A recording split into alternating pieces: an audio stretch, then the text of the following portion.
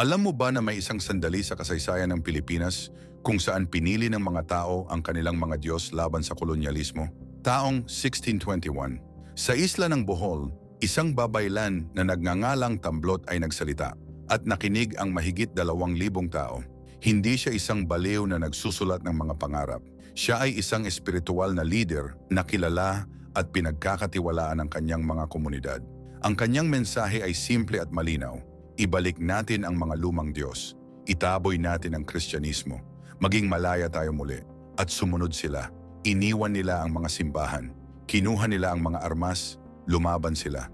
Kailangang magpadala ng mga sundalo ang Espanya para pigilan sila. Kung hindi, baka magkaibang kwento ang tinapos ng Bohol. Ngunit halos walang nakakaalam tungkol dito. Ang pangalan ni Tamblot ay hindi itinuro sa atin sa paaralan. Ang kanyang paglaban ay nakalimutan. Bakit? Dahil ang mga nagwagi ang sumusulat ng kasaysayan. Pero hindi nila kayang burahin ang lahat.